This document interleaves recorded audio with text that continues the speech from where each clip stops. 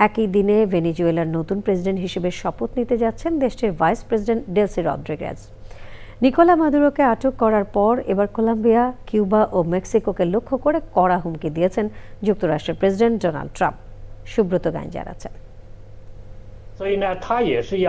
মার্কিন বাহিনীর হাতে ভেনেজুয়েলার প্রেসিডেন্ট নিকোলা মাদুরো আটক হওয়ার 3 দিন পার হলেও পরিস্থিতি এখনও দ্রুত পরিবর্তন হচ্ছে। মাদক ও অস্ত্র পাচারের অভিযোগে তাকে ও তার স্ত্রীকে নিউ ইয়র্কের একটি আদালতে বিচারের মুখোমুখি করা হচ্ছে। সোমবার স্থানীয় সময় দুপুরে তাদের আদালতে হাজির করা হবে। এর আগে ভেনেজুয়েলার জাতীয় পরিষদে দেশটির নতুন প্রেসিডেন্ট হিসেবে শপথ নিতে যাচ্ছেন ডেলসি রদ্রিগেজ। শপথ নেওয়ার আগেই ওয়াশিংটনকে ভারসাম্য ও শ্রদ্ধাশীল সম্পর্কের আহ্বান জানিয়েছেন তিনি।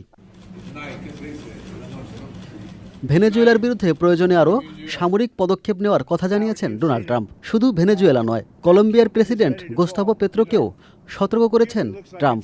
একই সঙ্গে মেক্সিকো ও কিউবাকে নিজেদের অবস্থান ঠিক করার বার্তা দিয়েছেন তিনি।